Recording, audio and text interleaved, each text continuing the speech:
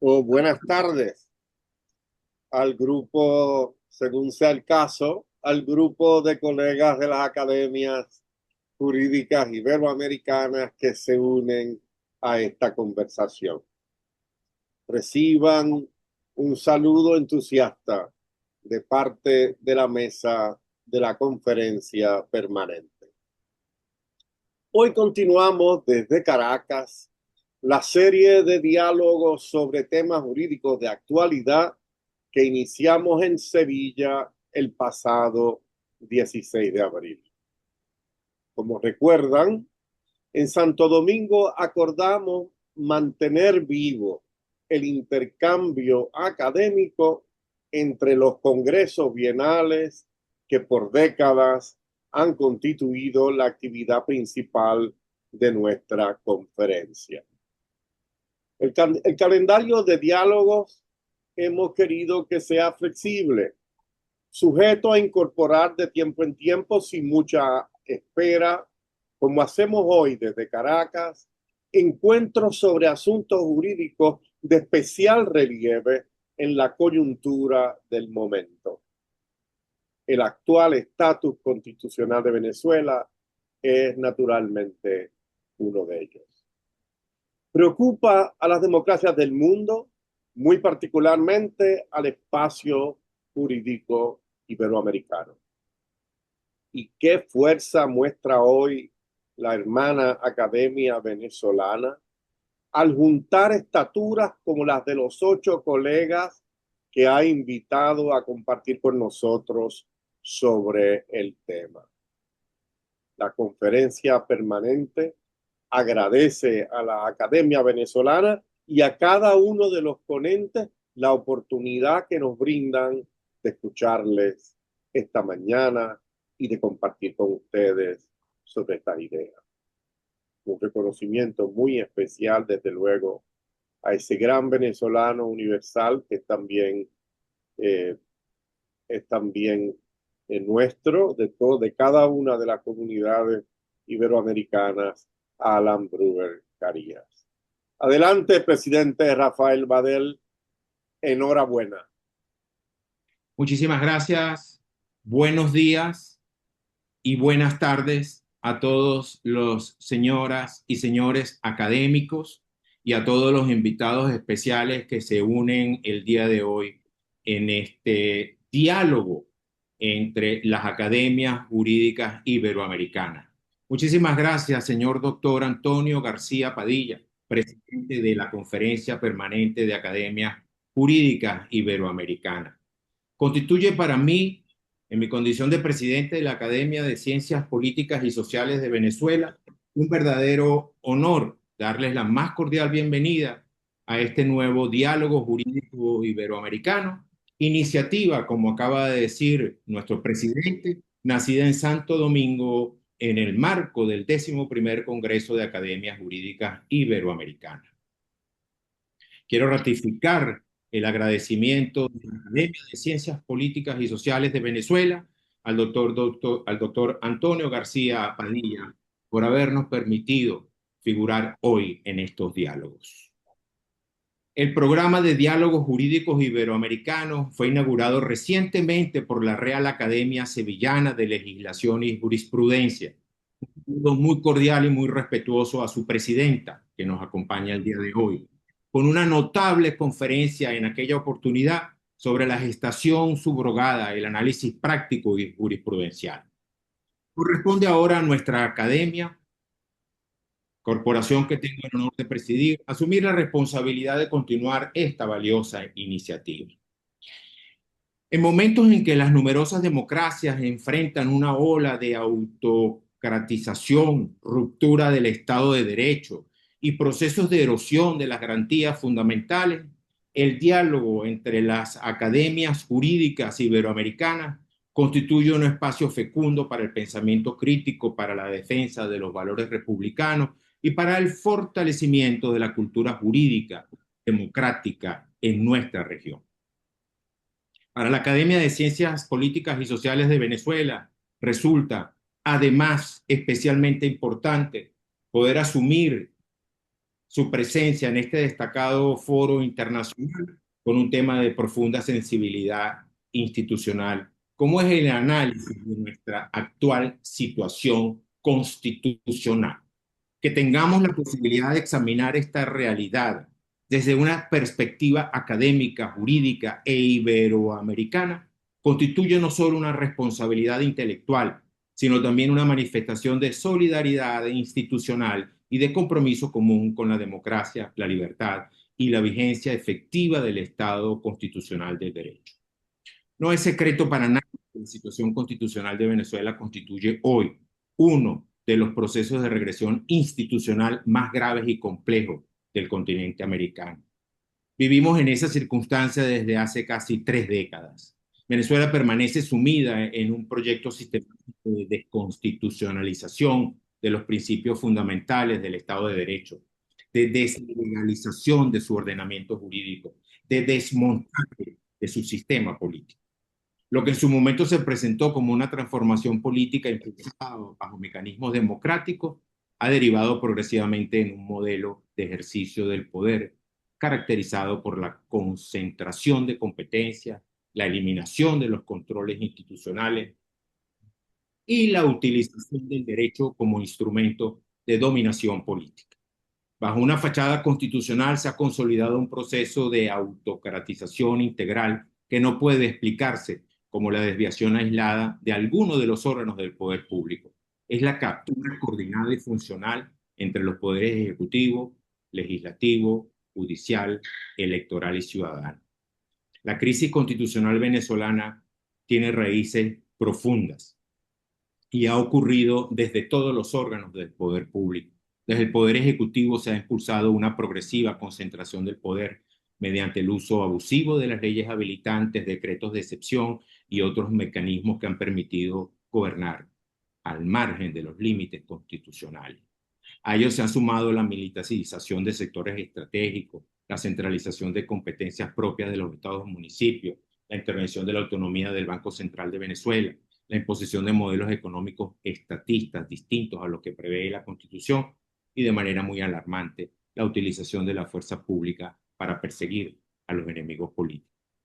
Desde el Poder Legislativo se ha dictado un conjunto de leyes todas inconstitucionales en detrimento de los derechos civiles, sociales, políticos y económicos. Y desde el Poder Judicial se ha consolidado una verdadera dictadura judicial mediante interpretaciones manipulativas de la Constitución, interpretaciones regresivas de los derechos fundamentales, convalidación de actos contrarios a derecho por parte de los otros órganos. La conducta del poder electoral y del poder ciudadano ha sido la misma, al margen de los dispositivos constitucionales. Y más grave aún, la propia Fiscalía General de la República, el Ministerio Público, garante de la legalidad y del Estado de Derecho, ha terminado transformándose en una pieza fundamental del aparato represivo del Estado, avalando detenciones arbitrarias, desapariciones forzadas, persecución política y la negación sistemática de las garantías esenciales del debido proceso. Sobre este proceso de desmontaje constitucional hablará el profesor Alan Bruber Carías.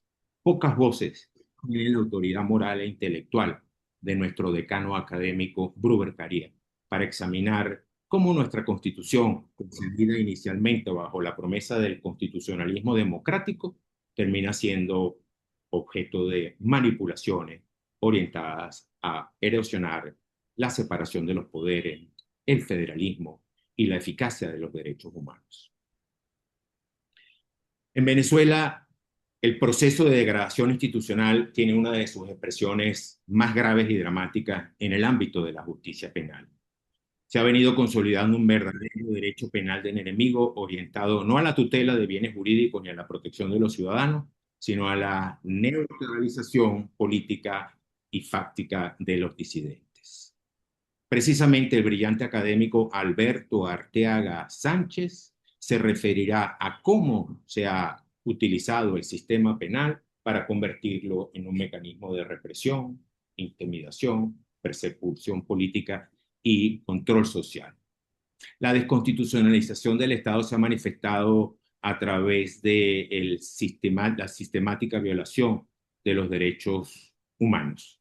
Y sobre ese aspecto, el académico Carlos Ayala Corao hará referencia.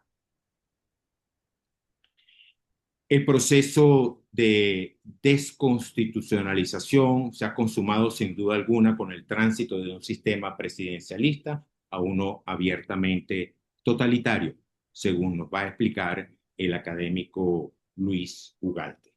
En efecto, desde 1999 han sido claras las intenciones del Poder Ejecutivo de utilizar al Poder Judicial para debilitar el principio de separación de poderes y desarrollar su poder autocrático. Cobra especial relevancia el problema de la legitimidad y continuidad constitucional. A propósito de los acontecimientos ocurridos el 3 de enero del año 2006, cuando se produjo la ruptura de la cadena de mando como consecuencia de la vacancia absoluta del presidente de la República. Sobre ese asunto platicará la académica vicepresidenta Cecilia Sosa Gómez sobre el tratamiento constitucional. Mientras tanto, la situación económica y social del país continúa siendo profundamente crítica. Dolorosamente, la experiencia venezolana ha sido un claro ejemplo de que la ruptura del orden constitucional no solo afecta a las instituciones, sino que termina repercutiendo drásticamente en las condiciones materiales de la existencia de la población, que van desde la grave crisis humanitaria hasta la migración forzada de millones de venezolanos. Sobre el aspecto referido, conversará el doctor Humberto Villasmil Prieto de cómo se ha deteriorado y cómo hemos llegado a una anomia en las relaciones laborales en el país. Lo mismo ha ocurrido con los derechos económicos. En Venezuela, en las últimas décadas, la intervención del Estado en la economía de forma directa e indirecta se ha presentado con desenfreno y de manera arbitraria en los distintos sectores económicos. Humberto Romero Musi conversará sobre ese asunto, las transformaciones del orden constitucional y económico sobre la materia. Y finalmente, el doctor Gabriel Ruán Santos se referirá a las consecuencias de todo este asunto y es precisamente a el fenómeno de la corrupción enorme que ha ocurrido en Venezuela, precisamente por haberse desarmado todos los límites constitucionales y todos los controles que hay entre los distintos órganos del poder público. De manera que sirva este evento entonces para el análisis de nuestra realidad y para mostrarle a nuestras hermanas académicas iberoamericanas la situación constitucional de Venezuela y reafirmar el compromiso de esta Academia de Ciencias Políticas y Sociales con la reinstitucionalización democrática de nuestro país. Le doy la palabra al doctor Alberto Arteaga Sánchez. Doctor Arteaga. Gracias al presidente por darme el derecho de palabra en esta sesión, en este diálogo. Me toca a mí, es decir, o me han encomendado la tarea, nada menos que de hacer referencia a la justicia penal en el momento en el cual nosotros nos ha tocado vivir. Yo quisiera al respecto partir de dos casos. El primero de los casos, la muerte de un joven venezolano, Víctor Hugo Quero, joven venezolano que se encontraba preso bajo custodia del Estado, desaparecido, negado a su madre, quien estuvo peregrinando por nuestras oscuras prisiones o antros penitenciarios, en definitiva, puesto de manifiesto su fallecimiento, al cual, por lo demás, sucedió como epílogo la muerte de su madre, Carmen Navas, a los días de haberse descubierto la situación del joven Víctor Quer. Víctor fue sometido a un sedicente proceso penal por los delitos de traición a la patria, terrorismo y conspiración. Y estas, sobre todo para los que nos oyen que no están aquí, son las notas características del perfil de lo que podríamos llamar nosotros el delincuente político del siglo XXI. Además, dentro de todas las contradicciones terribles de este caso, hay que recordar que ya muerto Víctor Quero, le fue negada una amnistía solicitada para él. Esto de una parte. De otra parte, otro caso que ha ocupado en todos estos días la atención de Venezuela. Un ciudadano, Alex Saab, con una historia, digamos, conocida por todos, defendido por el gobierno, señalado que tenía la condición de un diplomático en un proceso de extradición que atrajo la atención del mundo entero, quien había desempeñado el cargo de ministro de este gobierno, de pronto hace apenas unos días un comunicado escueto de una oficina administrativa de identificación dice lo siguiente: el gobierno de la República Bolivariana de Venezuela informa la deportación del ciudadano de nacionalidad colombiana Alex Naim Saab Morán, llevada a cabo este 16 de mayo de 2026, en cumplimiento de las disposiciones normativas de la legislación migratoria. La medida de deportación fue adoptada tomando en consideración que el referido ciudadano colombiano se encuentra en curso en la comisión de diversos delitos en los Estados Unidos de América, tal como es público, notorio y comunicacional.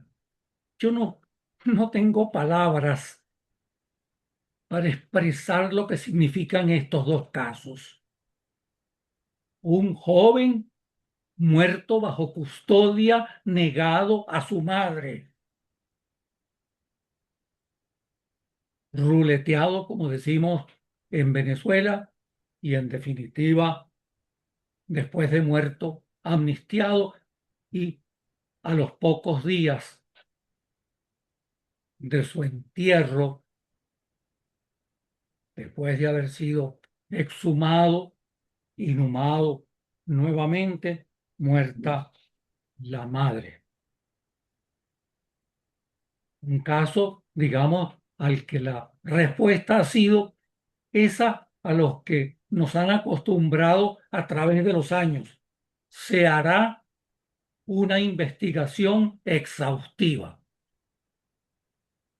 Lamentable aviso que en definitiva se diluye a través del tiempo, y esa investigación exhaustiva termina siempre o casi siempre en impunidad, o a lo más en esos difíciles, complejos y tardíos campos de la defensa interamericana o del amparo interamericano de los derechos humanos.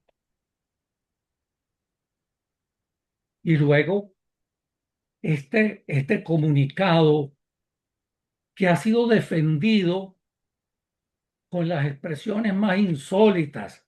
Le he oído decir a los representantes del Ejecutivo: no se preocupe la colectividad, esta decisión se ha tomado por los intereses, en defensa de los intereses de Venezuela. Y otros han dicho oficialmente que en definitiva esto se ajusta perfectamente a la Constitución, Constitución que no dice absolutamente nada y que por supuesto no puede amparar un proceso administrativo de deportación que quiere envolver o que quiera disfrazarse, porque se ha dicho fue extraditado. No, no fue extraditado, fue deportado, pero fue deportado por delito. Pero resulta, y eso lo enseñamos en segundo año de la carrera de Derecho, que cuando se trata de la persecución por delitos, la única vía es la vía de la extradición, procedimiento con garantías establecido en la Constitución y en el Código Orgánico de Procedimiento Penal. Estos dos casos, por ello, nos plantean, nos ponen ante una realidad, lo que es nuestra justicia penal.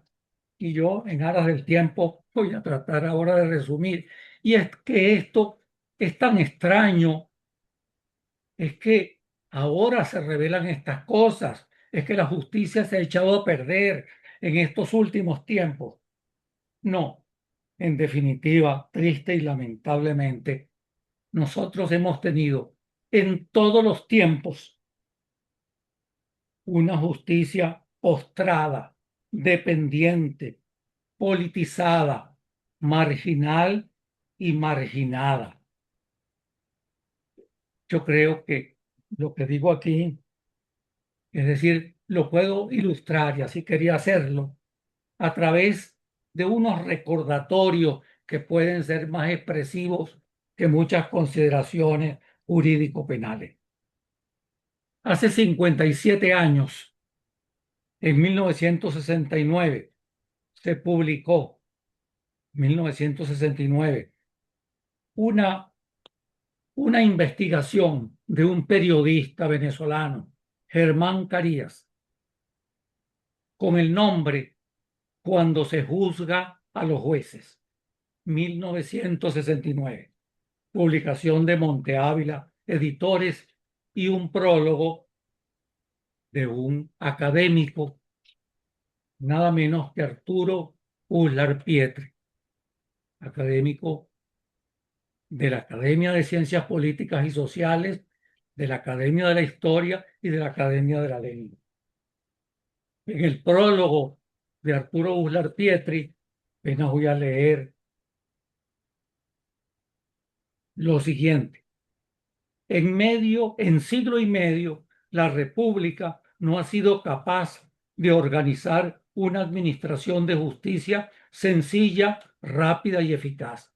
Los procesos se prolongan por años en infinitas instancias y recursos. El más sencillo trámite se convierte en una selva de diligencias. Los lapsos se prolongan mucho más allá de los límites legales, según las estadísticas del Ministerio de Justicia. Todo esto, de eso trata, como dice Ular Pietri, el libro de Germán Carías, y pone de manifiesto cómo arrastramos desde la colonia este triste, digamos, escenario de impunidad, de justicia kafkiana, como lo llama igualmente Arturo Uslar Pietri.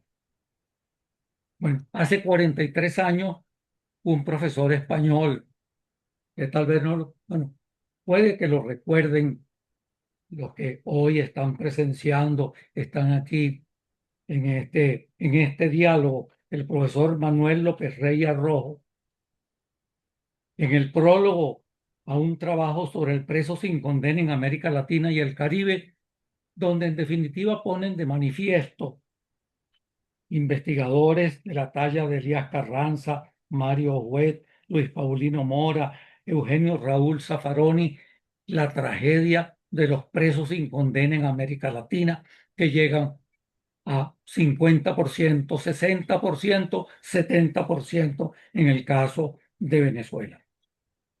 Hace 34 años, una comisión, nada más la menciono, integrada por el padre Luis María Olazo, Imelda Romero de Ramírez, Alicia Hernández de Villalta en representación, unos de la Fiscalía, el padre eh, el padre Olazo, otros de la Defensoría del Pueblo, otros de la Fiscalía General, y quien les dirige estas palabras, presentamos una declaración de principios de la Comisión para el Estudio, de la Comisión Presidencial para el Estudio de la Problemática Carcelaria e informe final que presenta la Comisión para el Estudio de esos problemas.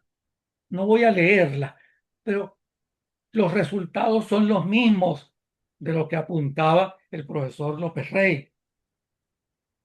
Hace 5 años, para venirme ya a estos tiempos, el 21 de junio de 2021, el presidente Maduro hizo el anuncio público de la Comisión de Reforma del Sistema de Justicia y le dio 60 días para resolver el problema del hacinamiento en centros de detención, en retenes policiales, para 48 horas, combatir el retardo procesal, modificar leyes penales y reestructurar los órganos de administración de justicia. Por supuesto, nada de esto se ha cumplido. Hace apenas unos cuantos días, el 3 de marzo, con esto completo el panorama, la presidenta encargada anunció su intención de construir un nuevo sistema de justicia que no criminalice la pobreza, que sea menos corrupto y que sea más eficiente que el actual. Vamos por un nuevo modelo de justicia, un sistema que enfrente los desafíos del sistema, como lo es el acceso a la justicia, el retardo judicial, la corrupción judicial, que la hay y la estamos persiguiendo y castigando, tanto en el Ministerio Público como en los tribunales de la República. Delcy Rodríguez justificó su propuesta destacando que el 75% de los condenados que hoy están en prisiones admitieron los hechos, es decir, reconocieron su culpa antes de someterse a un juicio y recibir sentencia. Ante el retardo procesal y los costos del proceso, la solución es admitir los hechos para cortar el tiempo de privación de libertad. El panorama es igual. Hoy, 2026, ayer, 1969, 1993, 2003. Señores, es decir, la justicia penal no puede esperar. Una, una justicia que no es justicia. Lo dice López Rey Rojo en ese prólogo. Estamos y podemos constatar pura y simplemente no la administración de justicia en Venezuela, sino la administración de injusticia. No el derecho a ser rehabilitado, sino el no derecho a la rehabilitación. Esta es la realidad de nuestra justicia penal, espejo de la violante, flagrante y el flagrante atentado contra los derechos humanos y contra la Constitución. Los hechos saltan a la vista. Muchas gracias. Muchísimas gracias, doctor Alberto Arteaga Sánchez. Y como usted ha terminado mencionando a los derechos humanos, le voy a dar la palabra ahora entonces al académico doctor Carlos Ayala Corao, quien va a referirse precisamente a ese tema. Vamos a oír al doctor Carlos Ayala Corao. Muy buenas. Me toca ahora intervenir de seguidas sobre el tema de los derechos humanos en el constitucionalismo venezolano. Es decir, el actual estatus constitucional en Venezuela referido a los derechos humanos. Comenzaré haciendo una introducción desde el punto de vista normativo. Desde el punto de vista normativo, la Constitución de Venezuela, de la República Bolivariana de Venezuela de 1999, la verdad es que contiene una generosidad, un amplio plexo de reconocimiento y consagración de los derechos humanos, una transversalidad que va desde su reconocimiento en el preámbulo, en los primeros artículos, en los fines del Estado, en los valores superiores del ordenamiento jurídico. En la parte dogmática de la Constitución, el título de los derechos pasó a llamarse directamente de los derechos humanos o sobre los derechos humanos, lo cual desde el punto de vista de la nomenclatura constitucional es una novedad que en el derecho interno se consideren todos los derechos como derechos humanos al mismo tiempo. Y en la parte orgánica de la Constitución, en los deberes y en las obligaciones de los poderes públicos, siguen consagrándose el respeto, la garantía de los derechos humanos, inclusive como un principio de la política del exterior del Estado. Ahora, específicamente hablando de esa modalidad de consagración constitucional, pues los derechos humanos aparecen como una obligación, un deber del Estado de garantizarlos bajo el principio de progresividad. Es decir, haciendo una interpretación siempre favor libertatis, a favor de la persona, a favor del ser humano, cuando haya alguna discrepancia en la posible interpretación normativa. Y además, la progresividad implica que una vez reconocidos como derechos, no pueden desconocerse.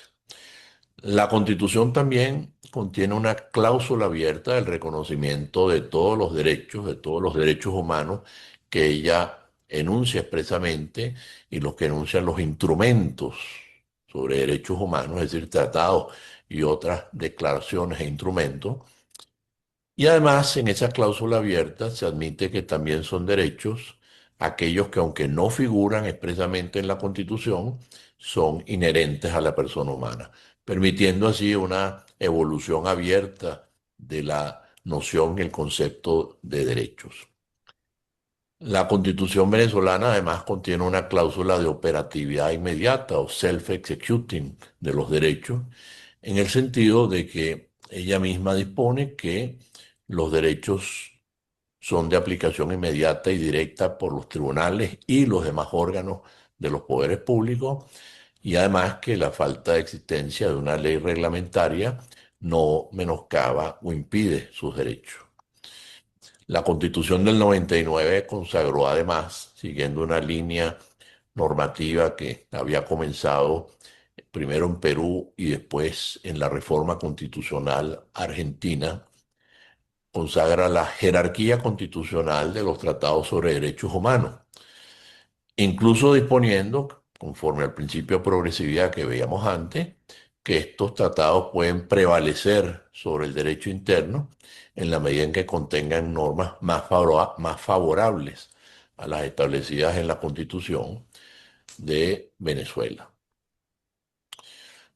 La Constitución prosigue al consagrar como derecho garantía la protección de los derechos humanos por el amparo constitucional.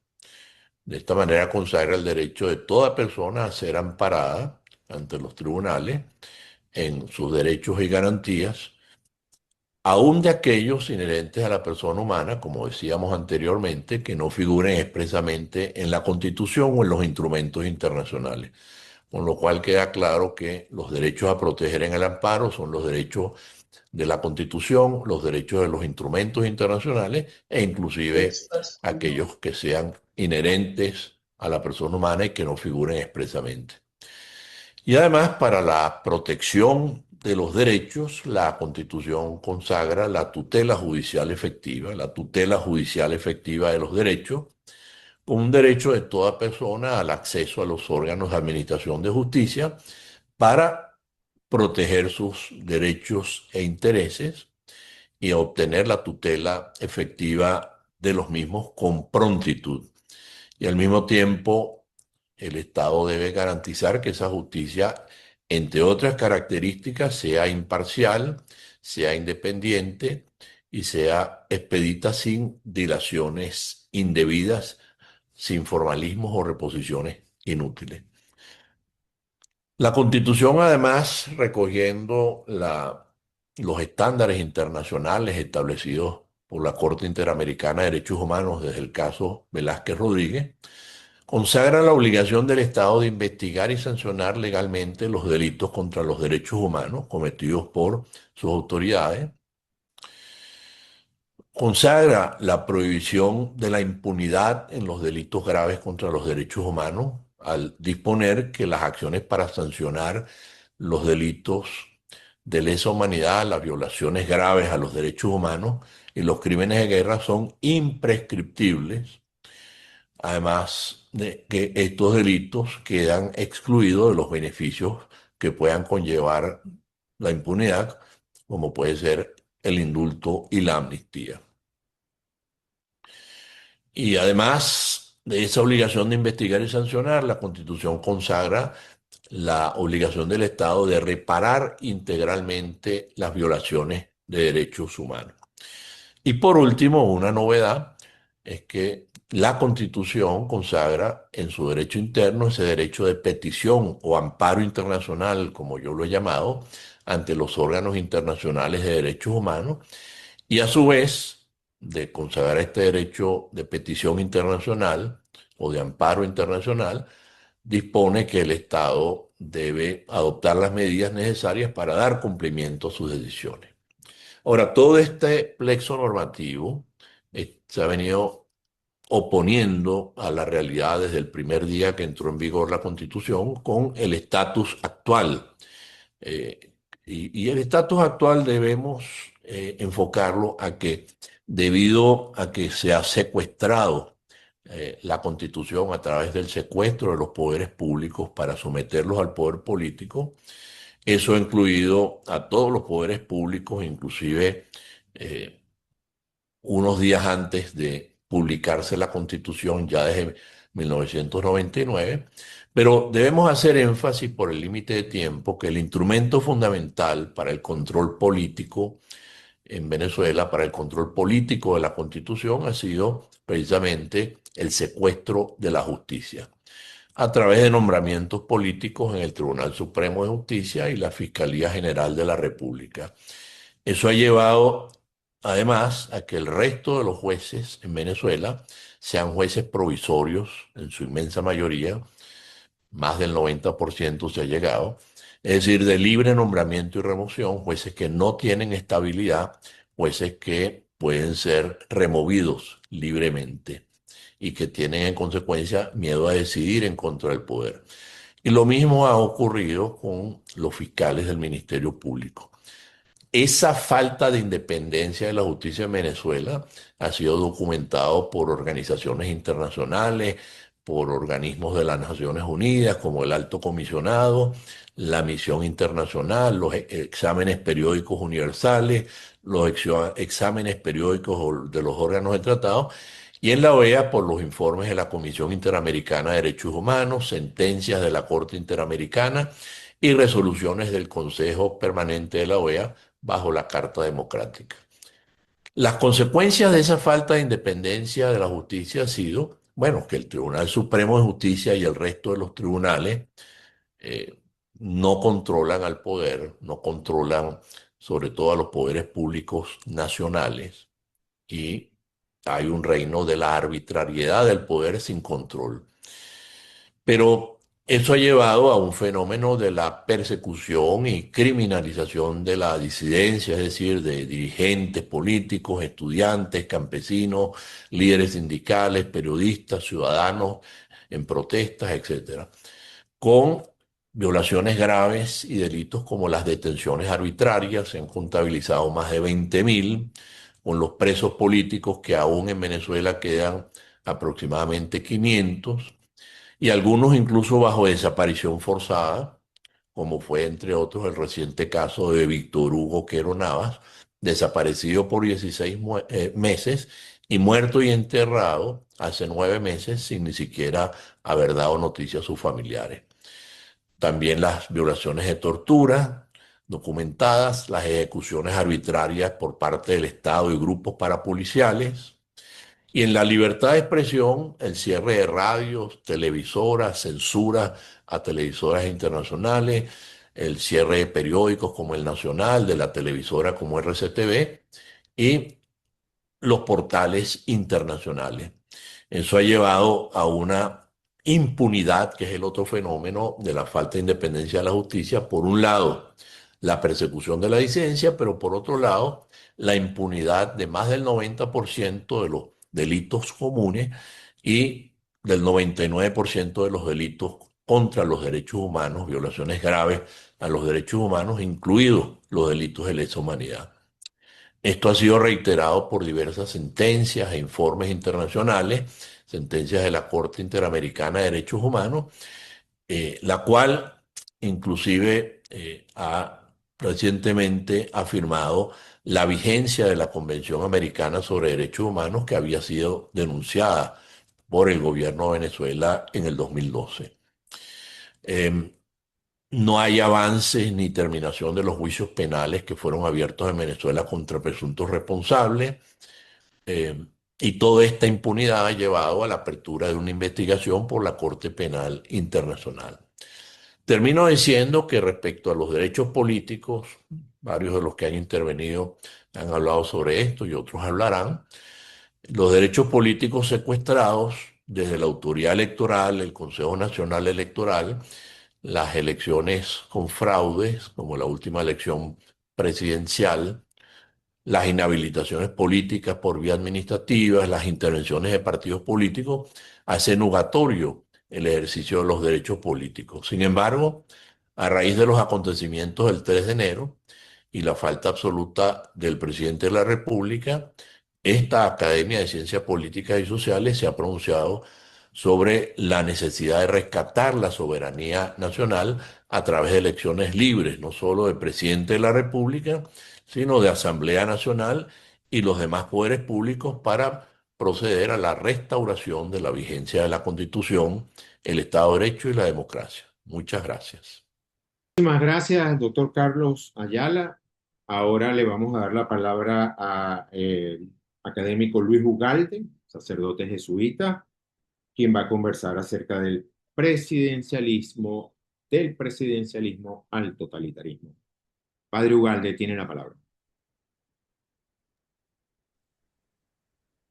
Distinguidos académicos, apreciados todos. Hay el peligro de pensar que la diferencia entre una realidad democrática presidencialista y el totalitarismo, que la diferencia está en la voluntad de la persona que está en la cúpula del poder, porque su voluntad es la que decide entre presidencia democrática y la deriva totalitaria. Él sería el responsable principal de caer en el totalitarismo o de evitarlo. Pero la realidad es otra. Es que con frecuencia quienes acompañan al presidente creen y le hacen creer que la realidad nacional exige como bien necesario o como un mal menor que él gobierne de forma totalitaria, que es una exigencia de la realidad. En la historia de Venezuela tenemos pruebas numerosas de poderes presidenciales que se convirtieron en gobiernos totalitarios.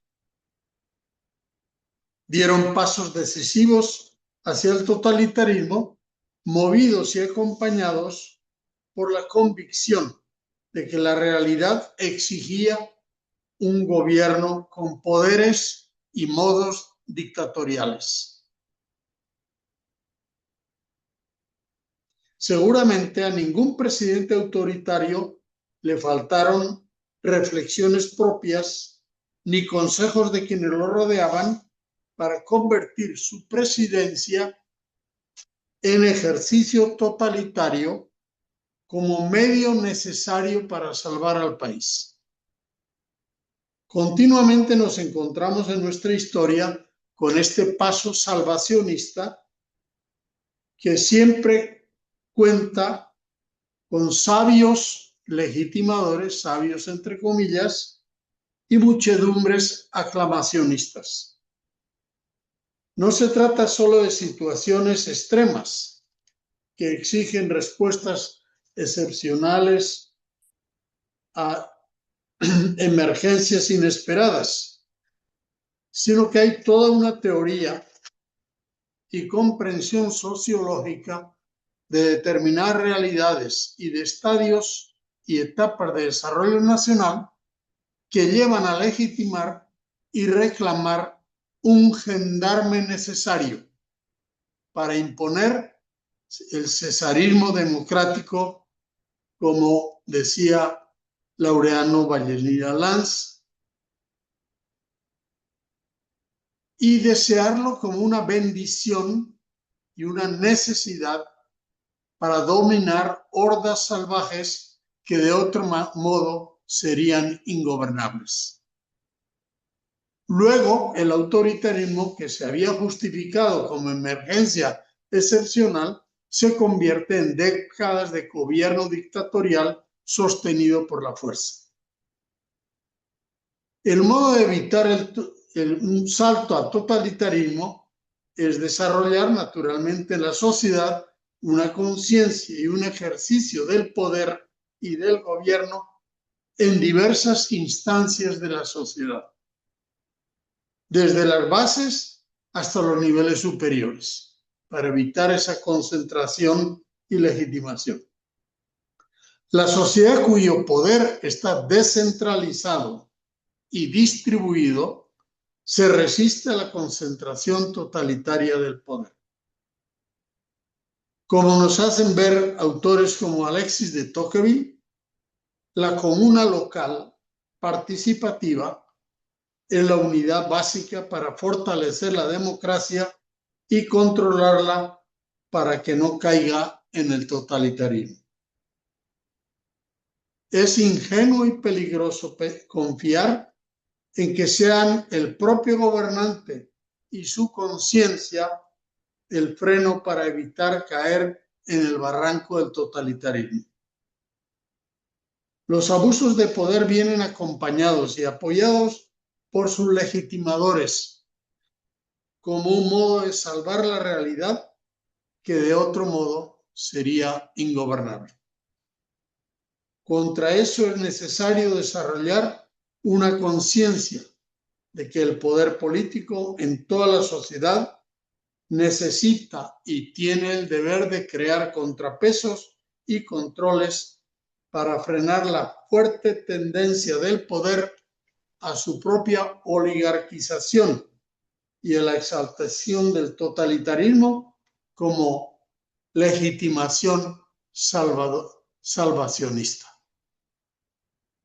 Una de las tareas importantes que tienen las academias de ciencias políticas y sociales es aportar sus conocimientos históricos y experiencia para alentar contra el totalitarismo y alimentar en la sociedad el desarrollo del poder político de manera desconcentrada y compartida por el conjunto del país.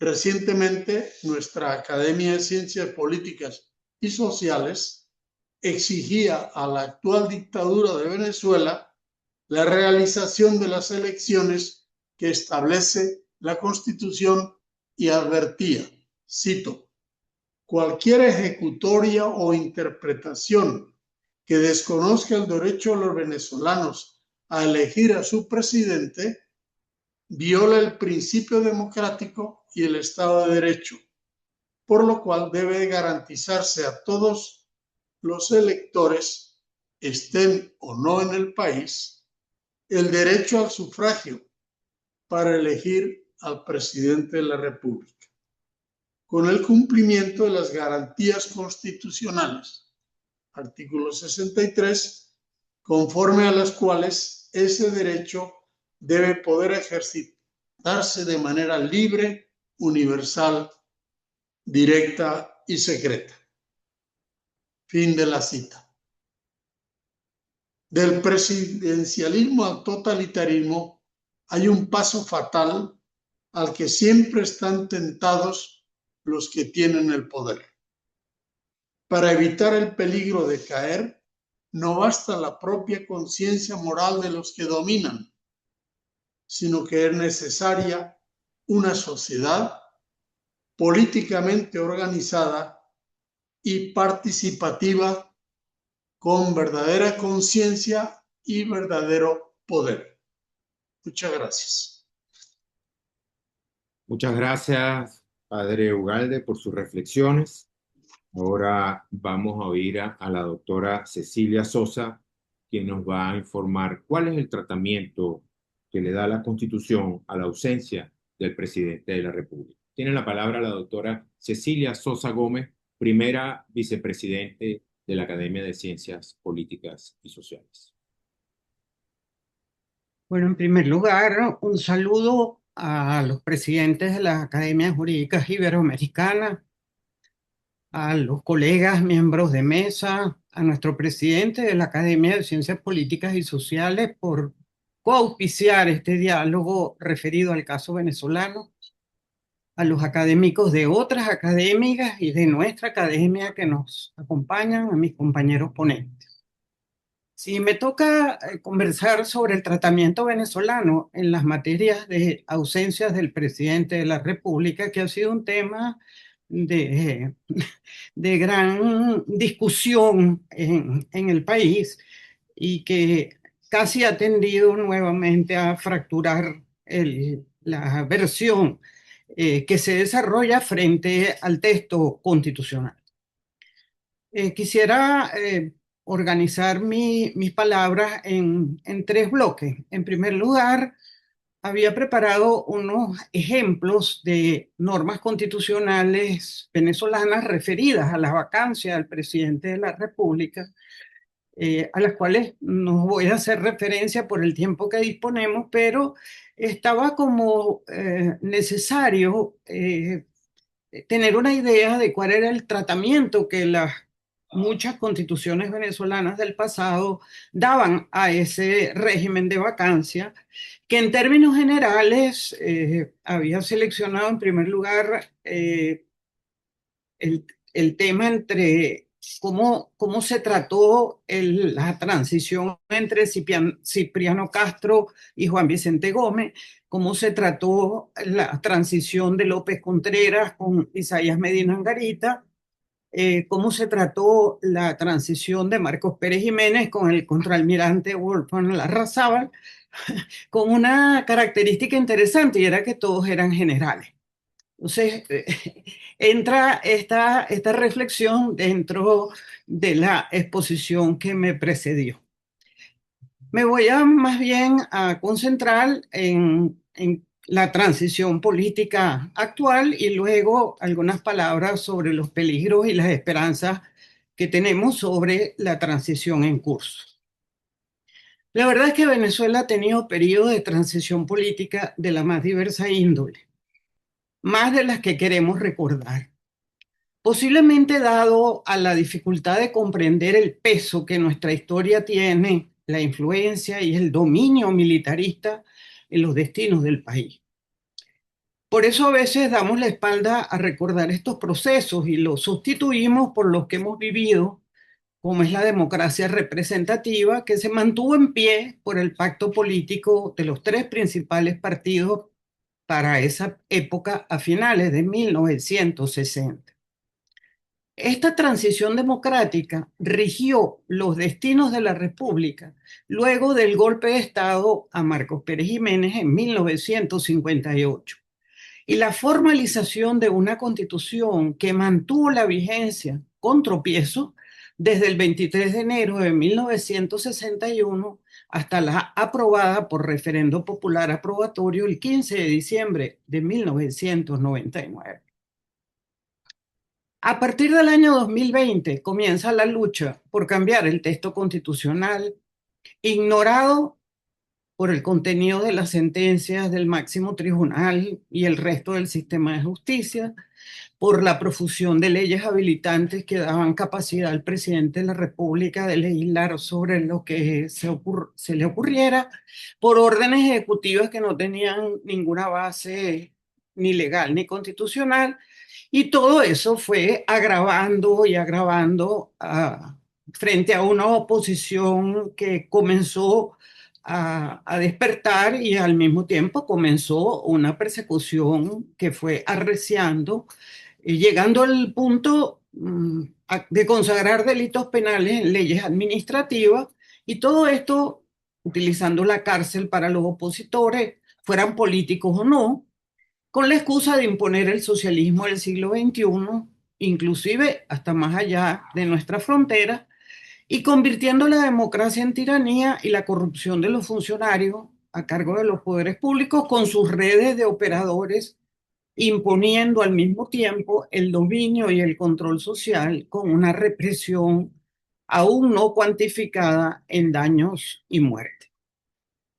Pero concentrándome en la transición desde la ausencia del país de Nicolás Maduro, quisiera como colocar lo que ha hecho la Academia de Ciencias Políticas y Sociales, inclusive por no remontarme a otros momentos, desde mayo del 2025, en el cual la Academia se pronuncia sobre el trato a los migrantes venezolanos en los Estados Unidos de América. Luego se pronuncia sobre la constitucionalidad a la nacionalidad de los ciudadanos venezolanos por nacimiento, ese derecho constitucional a la nacionalidad. Se pronuncia posteriormente en enero, 9 de enero del 2026, convocación del proceso de excarcelación anunciado respecto a un importante número de venezolanos y extranjeros.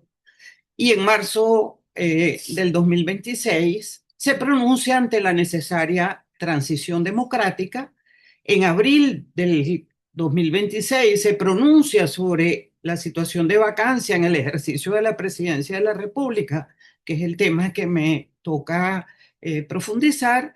Y igualmente en mayo del 2026 sobre la desaparición forzada y la muerte de Víctor Hugo Quero Nava. Es decir, con esto lo que quiero destacar es cómo la academia ha estado como al lado de la búsqueda de poner en evidencia, de alertar, de sacar a la luz los eventos que han ido sucediendo con una valentía que, por lo menos en mi caso, considero es de reconocer. Yo he tomado de base precisamente el pronunciamiento de la academia respecto de la vacancia del ejercicio de la presidencia para presentarles este tema. La extracción de Nicolás Maduro Moros el 3 de enero del 2026, irregularmente proclamado presidente de la República en el 2024, fue realizada por fuerzas militares, lo sabemos, de los Estados Unidos de América, y eso generó una sui generis situación de vacancia en la institución presidencial.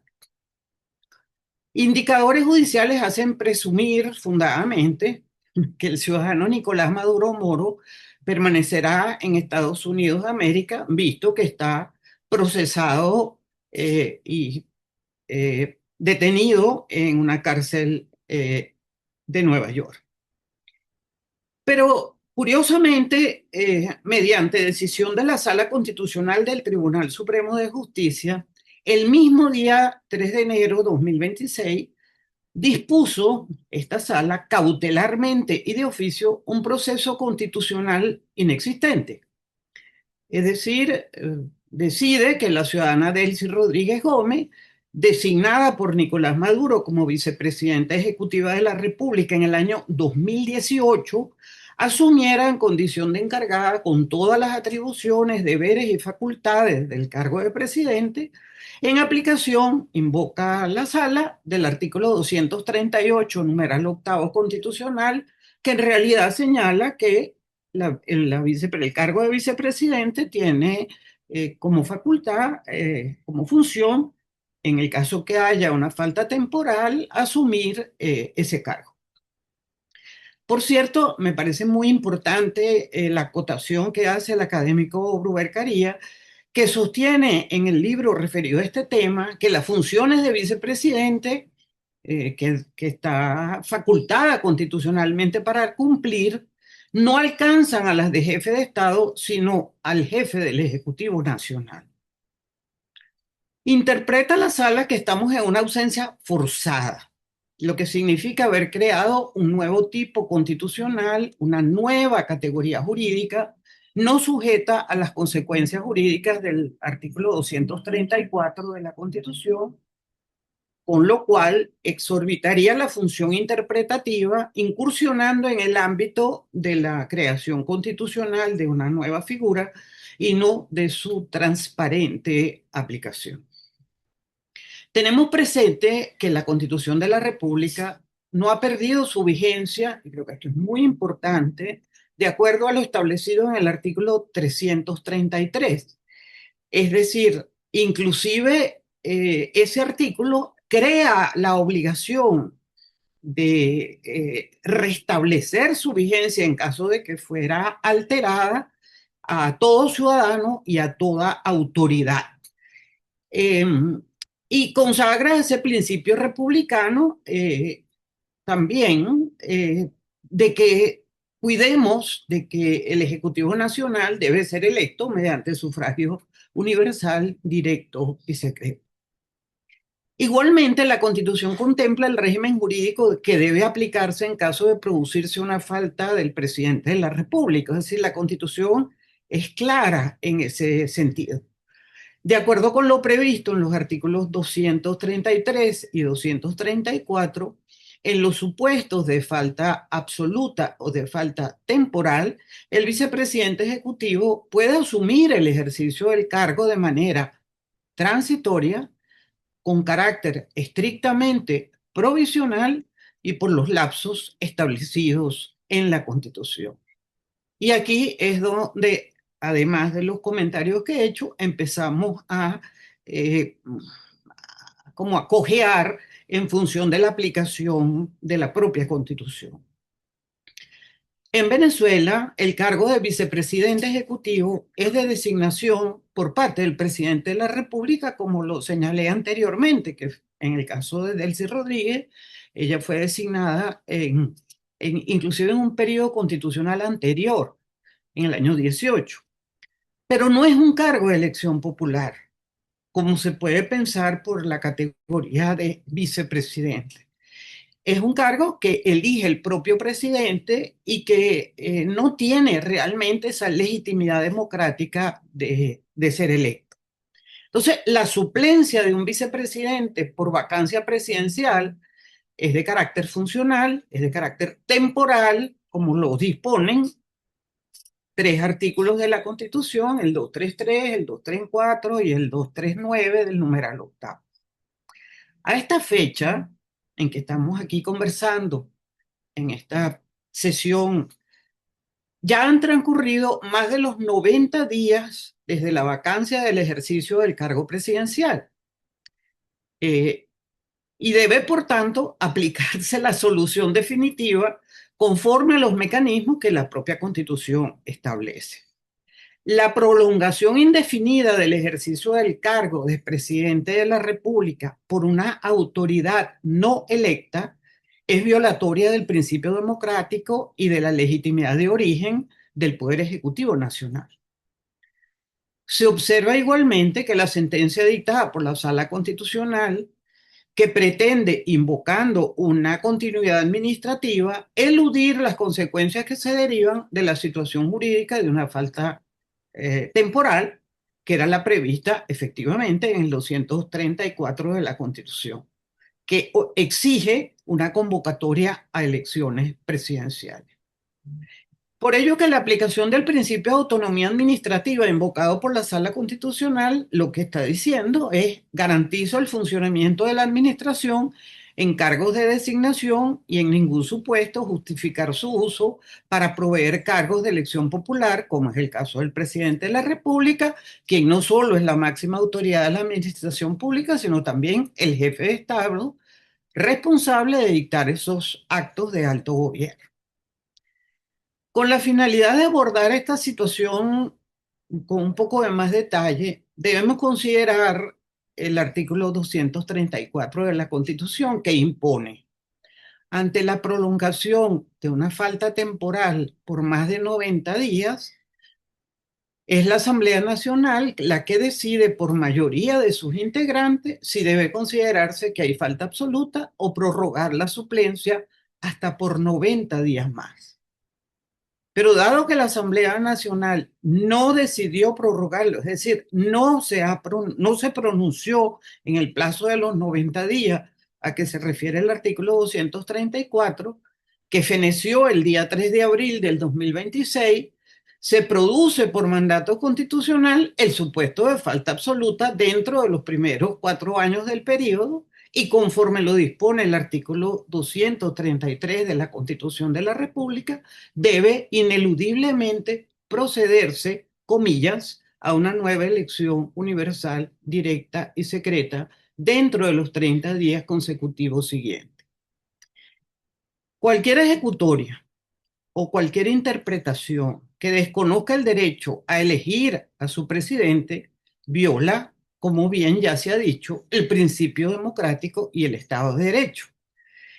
Esta situación de garantizar la realización de elecciones acorde a los principios constitucionales es lo que genera para la academia su pronunciamiento, en la cual exhorta a la Asamblea Nacional a cumplir con la Constitución de un Consejo Nacional Electoral integrado por los diferentes sectores de la sociedad y por personas no vinculadas a organizaciones con fines políticos, conforme lo exige el artículo 296 de la Constitución. Esa situación nos lleva a que resulta fundamental el restablecimiento del orden constitucional que se ajuste a los principios de legalidad, de separación de poderes y de respeto de los derechos civiles, sociales, políticos y económicos de todos los ciudadanos. La vacancia de Nicolás Maduro, al no regresar a los 90 días acordados por la Constitución, ese plazo se cumplió y obliga a la Asamblea a acordar, como les decía antes, o falta absoluta o prórroga para el vicepresidente para pronunciarse al final de esos 180 días. Al no declararla, la obligación no ocurrió.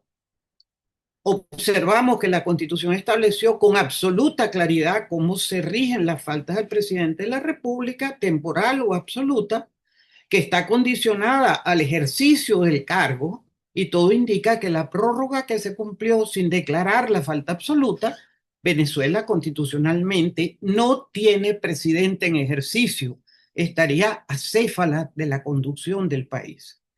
En consecuencia, le correspondería a la Asamblea Nacional cumplir con la lealtad constitucional esa falta absoluta del presidente Nicolás Maduro Moro, quien era el que la estaba desempeñando, o la prórroga que ya está corriendo, y ante esa vacancia constitucional, entrar por esas razones expuestas al cumplimiento de un cometido institucional que dio lugar a un pronunciamiento de cómo aplicar la Constitución por parte de la academia y dar solución a la actual situación de la presidencia de la República, y aún seguimos sin pronunciamiento alguno de los poderes públicos nacionales y está corriendo el resto de los 90 días que se cumplen en julio, el 4 de julio de este año. Termino simplemente diciéndoles que si algo debe quedar claro de todo esto es que la verdadera estabilidad de Venezuela pasa por el empoderamiento de sus ciudadanos para que puedan incorporarse a la construcción de su futuro. Y sin democracia no hay estabilidad. Y esta no será real si no se restaura el marco institucional que garantice los derechos de todos, con libertad de los medios y de la protesta cívica. Esa soberanía popular sabemos que se expresó el 28 de julio del 2024, y el planteamiento es: o se respeta la voluntad popular o se convocan a nuevas elecciones con todas las garantías, pero este protectorado de Delcy Rodríguez parece no interesarle en este momento los patrones establecidos en la Constitución, La verdad es que la estabilidad no se logra solo con más producción de crudo y los arreglos confiados a Delcy Rodríguez, porque entre otras razones son bastante precarios. Demasiados resentidos todavía en el poder, ávido de proteger sus lucrativos costos, sus cotos de depredación, y la verdad es que uno concluye que Maduro no era el único tirano ni el único corrupto de la partida. Estamos simulando unas aperturas, el aparato represor se adecúa a las circunstancias actuales, las leyes se ajustan para cerrar el espacio físico de forma legalista, eh, hay un ganar tiempo efectivamente, no pareciera ser un camino hacia la salida, sino un medio para ganar estabilidad y permanencia en el poder y esperar que en el contexto internacional le sea más favorable. Es muy difícil obtener estabilidad económica sin seguridad jurídica. Y ese seguro que requiere cualquier inversión nacional o internacional hace simplemente una reflexión que debería invertirse las últimas dos etapas que se han planteado. Tenemos una cierta estabilidad, democracia e inversión, y para ello pareciera necesario empezar por el sistema de justicia. Muchas gracias. Muchísimas gracias, doctora Cecilia Sosa. Ahora le voy a dar la palabra al académico doctor Humberto Villasmil Prieto, quien nos va a conversar sobre la anomia en las relaciones laborales en Venezuela. Doctor Villasmil, tiene la palabra.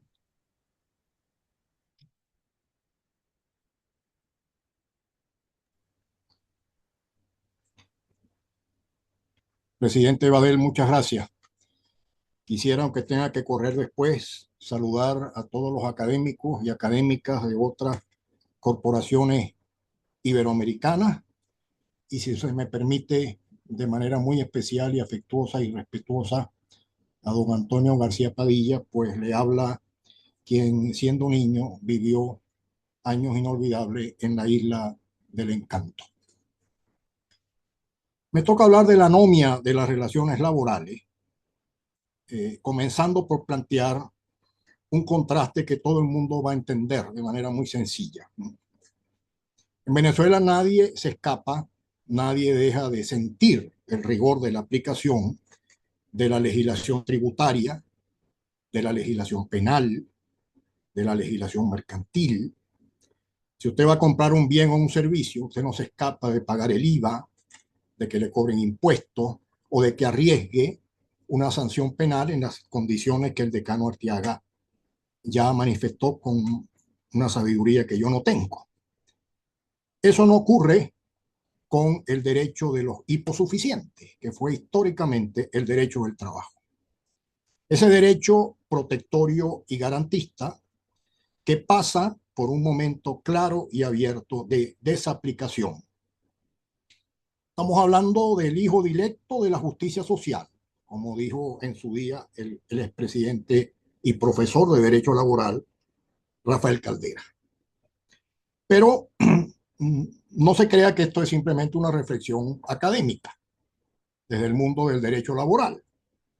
Es fácil detectar que estamos hablando de algo que impacta decididamente los índices de pobreza y que ha tenido una determinante influencia en el tamaño de la diáspora venezolana, que vio partir, para decirlo en números muy redondos, a 1 de cada 4 nacionales aproximadamente en el lapso de estos últimos años.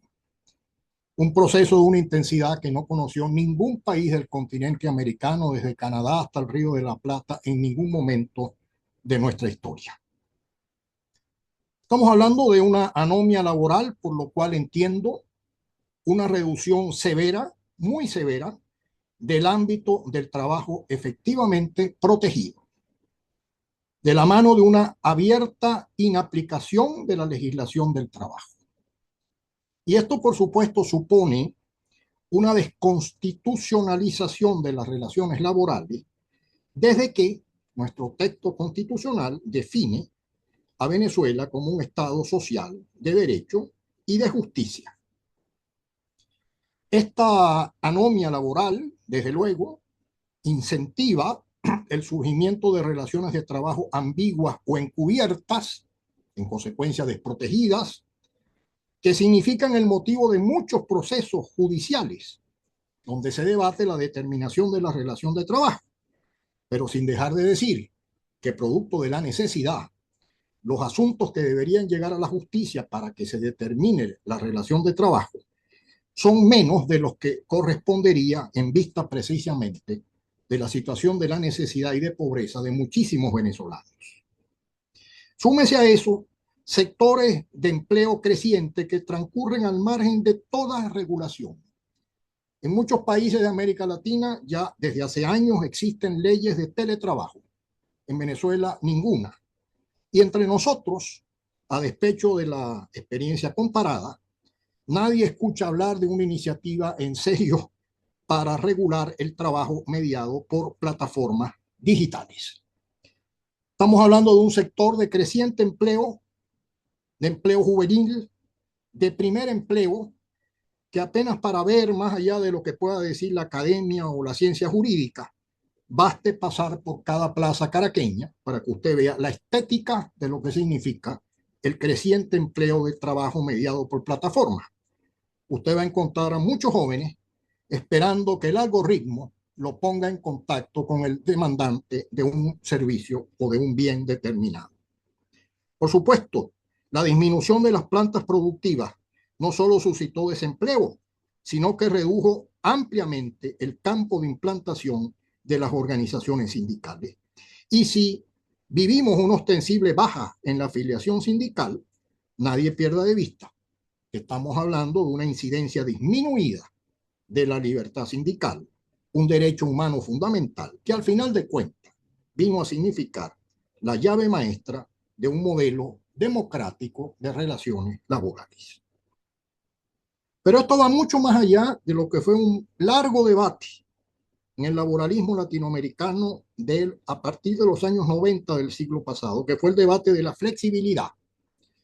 Lo que tenemos enfrente es una flexibilidad en su peor modalidad. Es la flexibilidad desregulativa o la flexibilidad de la desaplicación, a un grado que me parece que incluso resultaba impensable en los regímenes liberales más extremos. Súmese a eso una disminución relevante de las empresas básicas y en el caso venezolano del sector petrolero y de hidrocarburos, donde históricamente hubo una fuerte implantación sindical, pero que resultaron, sobre todo el sector petrolero y hidrocarburos, el monitor, el pivote que en buena medida moldeó el modelo venezolano de las relaciones laborales. Pero por fin, el elemento más determinante de la grave situación que vivimos es el grave deterioro, perdón la redundancia, de las condiciones de trabajo, marcado particularmente por una política que no tiene, y espero que no lo tenga, una correspondencia en el derecho comparado y que se ha dado en llamar la bonificación de las remuneraciones. Yo prefiero llamar desalarización de las remuneraciones, lo que simboliza el rasgo más explícito del estado del arte de las relaciones laborales venezolanas de este tiempo. Si el salario es la piedra de toque de cualquier modelo de relaciones laborales y particularmente de un modelo garantista y protectorio, debe entenderse lo que significa que de cada 10 bolívares que un venezolano trabajador recibe, menos de uno tiene carácter salarial y el resto da paso a una categoría que no tiene ninguna recepción ni constitucional ni legislativa, la categoría ingreso, que desde luego es distinta a la categoría de salario, dejando dicho que es el salario lo que significó históricamente una obligación alimentaria y por ende rigurosamente protegida. Tómense en cuenta que desde el año 2022 el salario mínimo en Venezuela no se movió y hoy se coloca en menos de $1 y nadie se sorprenda por lo que estoy diciendo, al cambio oficial y casi nada al cambio del mercado. Distintos son otros ingresos, pero que no por casualidad nominalmente se denominan ingresos, para llamar la atención que no aplican en todo aquello que la legislación venezolana estima como base de cálculo de los beneficios surgidos de la relación de trabajo, esto es, el salario.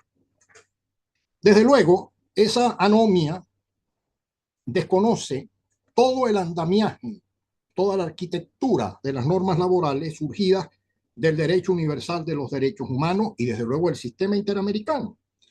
La Declaración Universal de los Derechos Humanos habla de una remuneración equitativa y satisfactoria. La Carta de la Organización de los Estados Americanos obliga a los Estados miembros a establecer un régimen de salarios justos que aseguren la vida, la salud y un nivel económico decoroso para el trabajador y su familia. La Constitución de 1999 dice en su artículo 91 que los trabajadores tienen derecho a un salario suficiente, pero dice algo más. El Estado garantizará a los trabajadores del sector público y privado un salario mínimo vital ajustado cada año, tomando como una de las referencias el costo de la canasta básica. La ley establecerá la forma y el procedimiento de este mecanismo. Por supuesto, nada de esto está rigiendo en Venezuela. ¿Qué tenemos frente a todas estas disposiciones normativas desaplicadas que me llevan a mí a hablar de una anomia en las relaciones laborales? Tenemos una política de desalarización de las remuneraciones.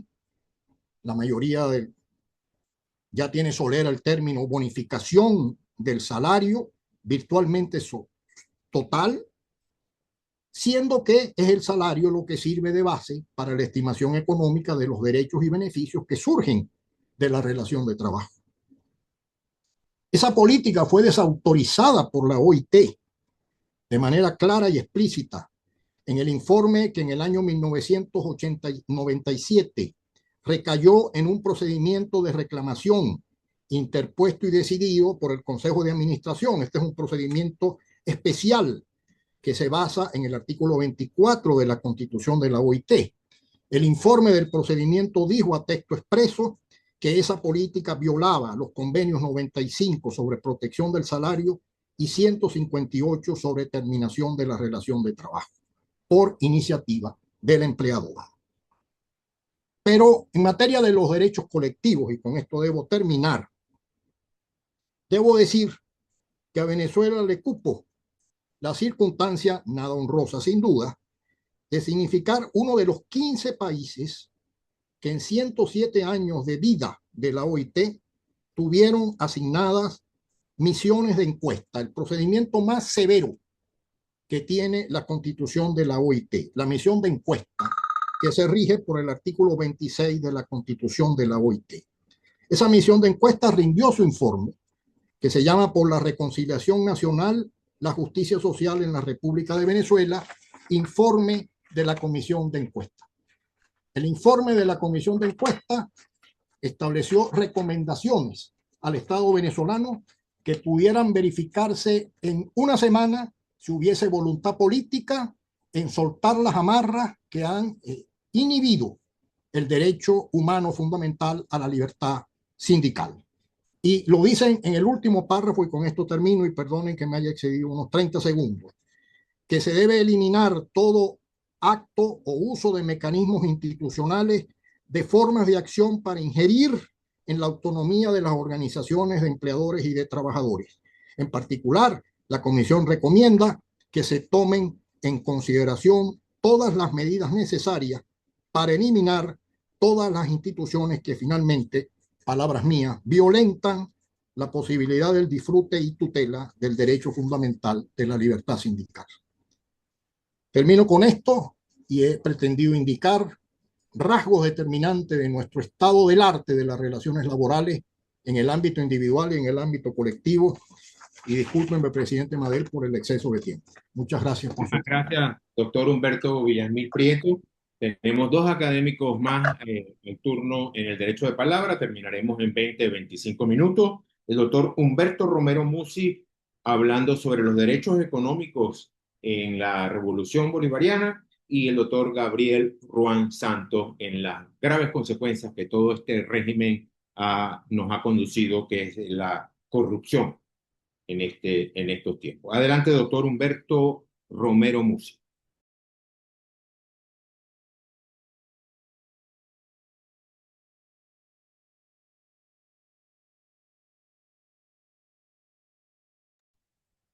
Tengo el audio. Tengo el audio. Estamos bloqueado. oyendo ya. Adelante, doctor, lo estamos oyendo.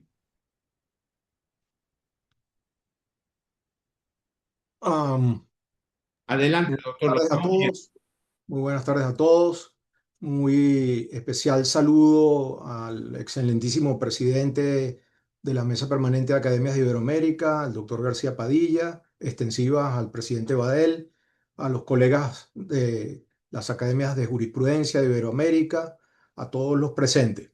Para mí es un honor participar en esta reflexión sobre el estatus constitucional en Venezuela. Me voy a referir a los derechos económicos y lo hago desde la conciencia jurídica, asumiendo el imperativo de advertir que lo que hoy ocurre en Venezuela no es una crisis aislada, sino como ha sido ya anticipado por quienes me precedieron en el uso de la palabra, esto no es más que el espejo de cómo un Estado de Derecho puede ser vaciado desde adentro hasta convertirse en un instrumento de dominación.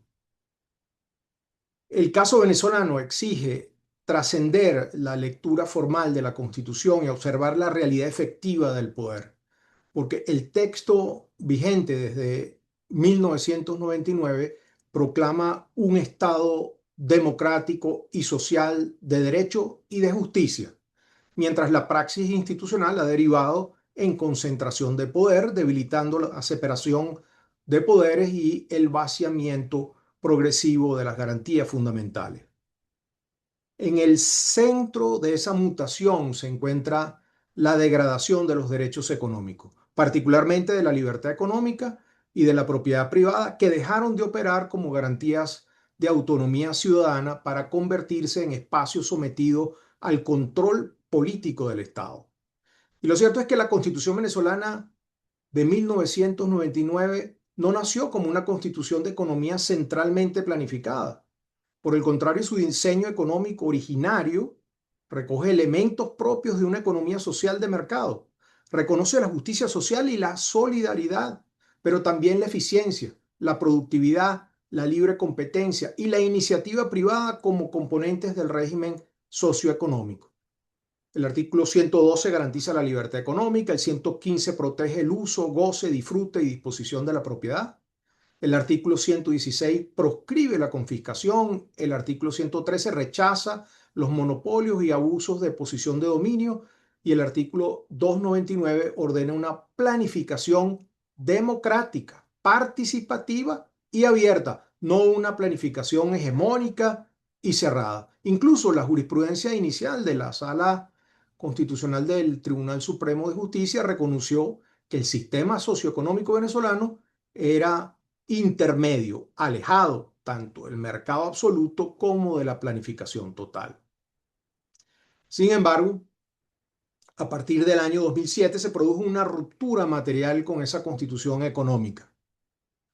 La propuesta de reforma constitucional de aquel año pretendió eliminar o reducir sustancialmente la libertad económica, sustituir la propiedad privada por formas de propiedad social, comunal y colectiva, e instaurar una economía dirigida por el Estado y por el partido gobernante.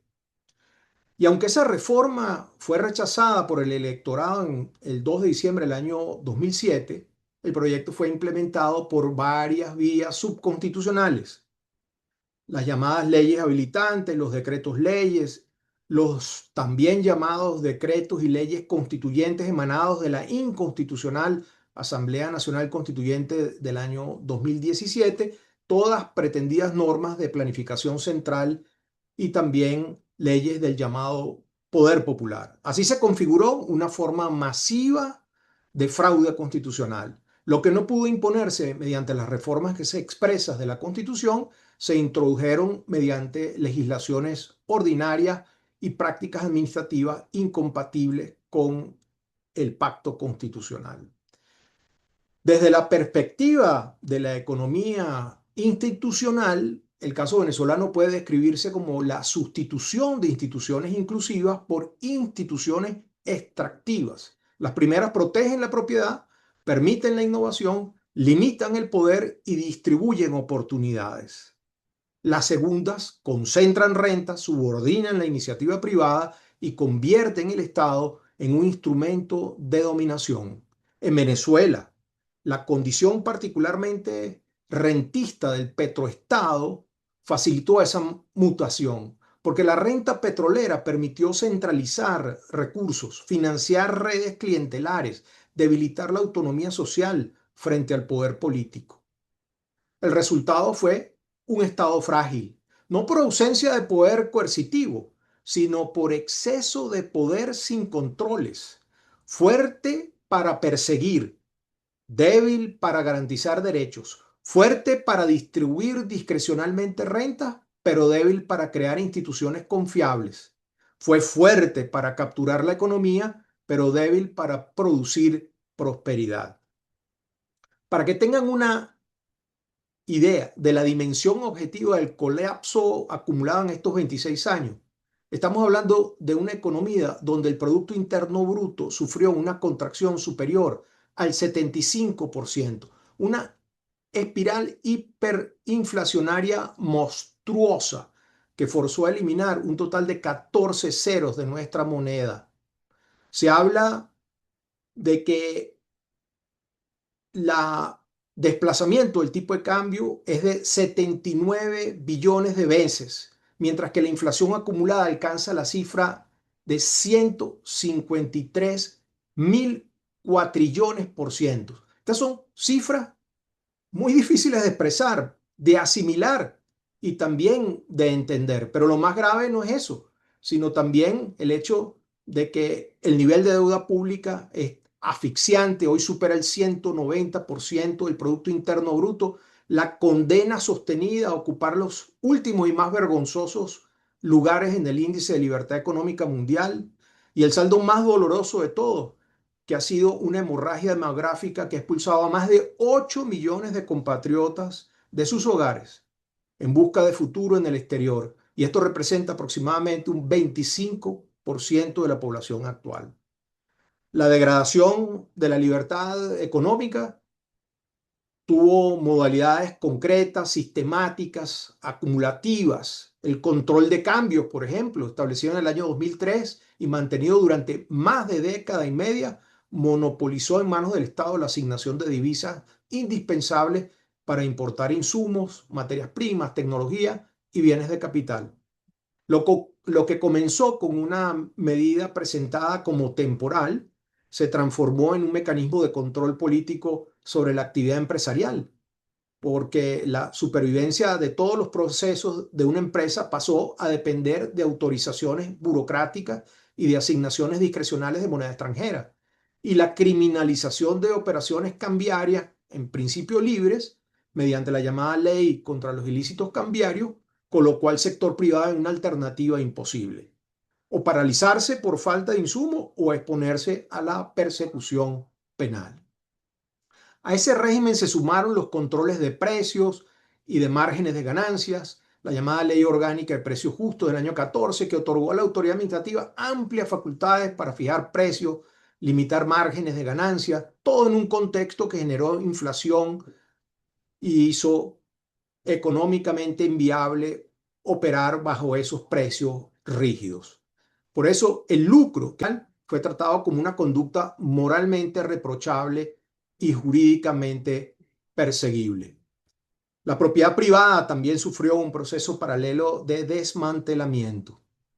La Constitución venezolana y particularmente la Convención Americana sobre Derechos Humanos protegen la propiedad y admiten la expropiación solo bajo condiciones estrictas de utilidad. Mismo el siglo XXI, la expropiación dejó de ser potestad excepcional y se convirtió en un instrumento ordinario de transferencia de activos, de castigo político y de disciplinamiento del sector productivo.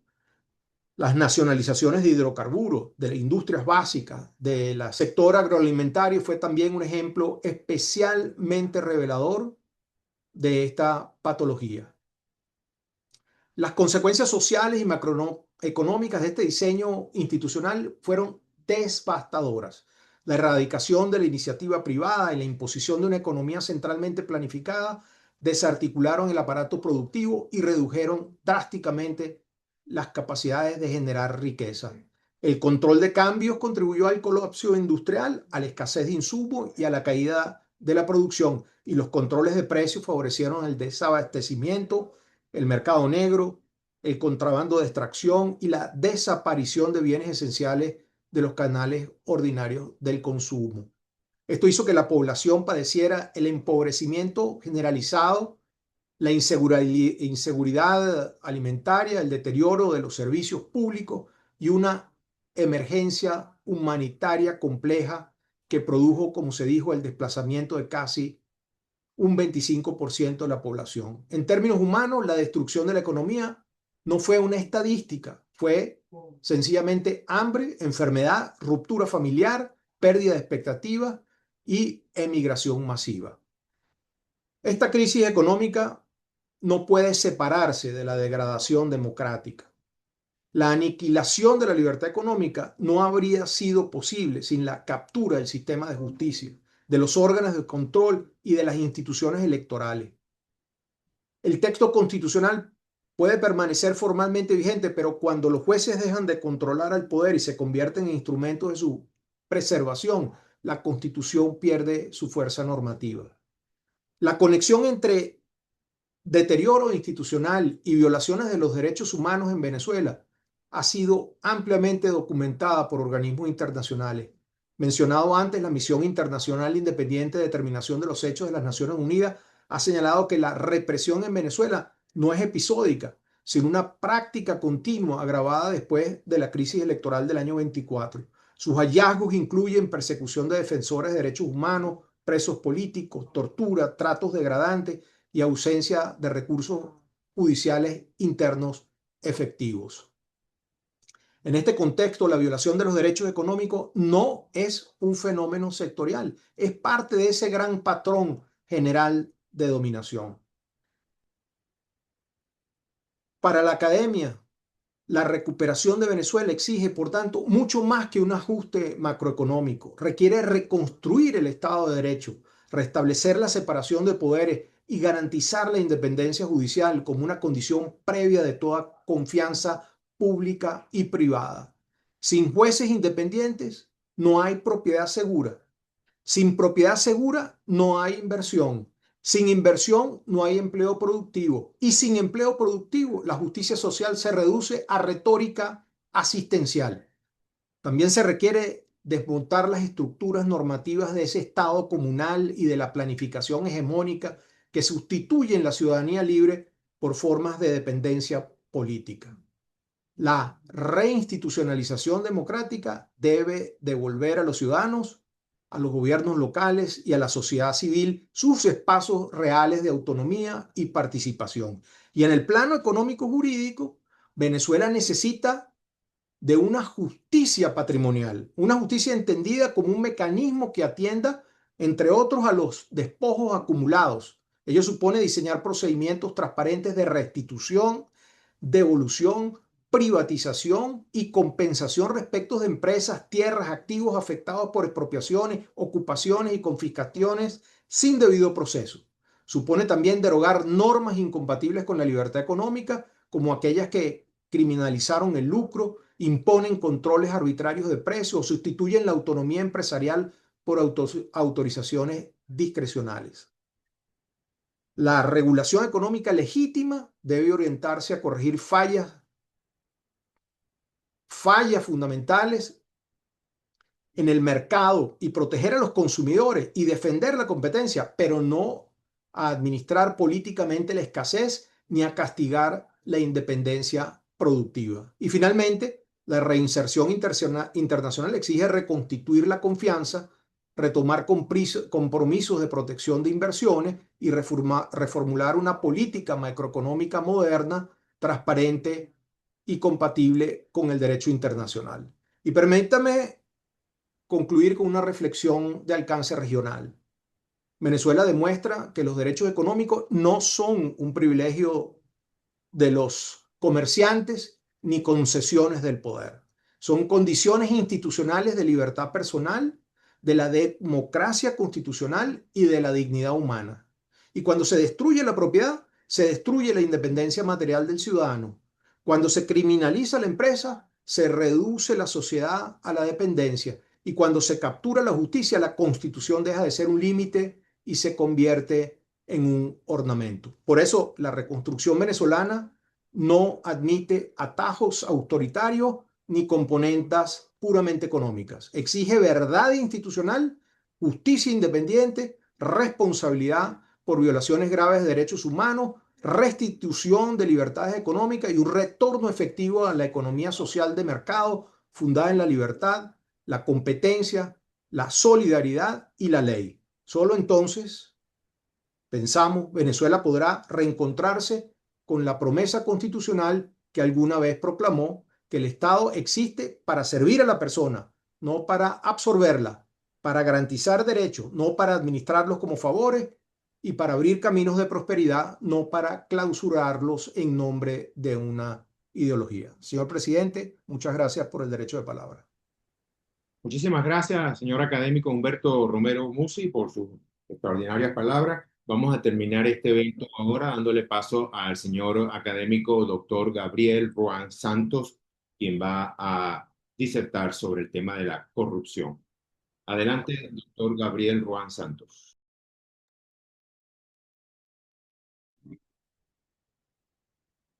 Muchas gracias, señor presidente, por el derecho de palabra.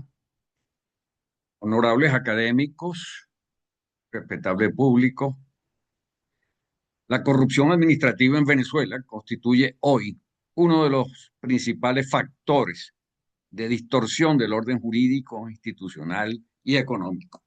No es solo una consecuencia. Sin embargo, su análisis no puede agotarse en la mera descripción de conductas tipificadas ni en la evaluación de la eficacia del derecho penal. Desde la perspectiva de la sociología jurídica, la corrupción debe entenderse como un fenómeno estructural, vinculado a la forma en que el poder se organiza, se reproduce y se legitima dentro de un sistema institucional debilitado. La corrupción deja de ser así una anomalía para convertirse en un mecanismo informal de asignación de recursos y de resolución de conflictos. En este contexto, pues el derecho no desaparece, pero pierde toda centralidad, fuerza, respeto como mecanismo de regulación social, siendo desplazado por prácticas informales que, aunque ilegales, se tornan funcionales, prácticas para el funcionamiento cotidiano del Estado y del mercado. Desde una acepción amplia de carácter jurídico, la corrupción podría definirse como la desviación o desbordamiento del ejercicio de una función pública o privada respecto de los fines legalmente previstos, con el objeto de obtener un beneficio indebido, normalmente de naturaleza económica, pero puede ser de cualquier otra naturaleza, como el sadismo, por ejemplo, de los torturadores. No obstante, la sociología jurídica amplía esta definición al considerar que la corrupción no es solo una conducta individual, sino un patrón de interacción social, sostenido por incentivos institucionales, tolerancia cultural y relaciones asimétricas de poder. Es, en definitiva, un sistema de recompensas ilícitas. Ella germina, pues, en sistemas donde la discrecionalidad administrativa es elevada, dando lugar a vacíos de normatividad. Controles son débiles o selectivos y la sanción, desde luego, incierta e ineficaz. Ella opera tanto en el sector público como en el sector privado. En el sector público venezolano, la corrupción presenta rasgos sistémicos y verticalmente integrados, vale decir, atraviesa toda la jerarquía administrativa. No se trata de hechos aislados, sino de prácticas recurrentes que atraviesan distintos órganos y niveles de la administración. Desde una perspectiva sociológica, es posible identificar dos funciones principales: una función político-estructural en los niveles superiores de decisión y una función compensatoria económica en los niveles operativos y administrativos. En la alta dirigencia, la corrupción opera como instrumento de acumulación de poder, permitiendo controlar recursos estratégicos, consolidar redes de lealtad personal y sustituir los mecanismos institucionales por relaciones de dependencia. Y el derecho deja de ser un límite de poder, se convierte en un recurso selectivo, aplicado de forma instrumental a conveniencia, y la conveniencia reemplaza al deber jurídico. En el sector privado, la corrupción se manifiesta principalmente en la interacción con el aparato estatal. Empresas y operadores económicos enfrentan un entorno caracterizado por la hiperregulación normativa. Se genera tal cúmulo de normas que se hace imposible su cumplimiento y llegan a ser normas criminógenas, como decía el conocido penalista venezolano Tulio Chiozone. Procedimientos opacos la producen, la propician, la discrecionalidad administrativa, desde luego, que también la permite, y sobre todo la ausencia de seguridad jurídica.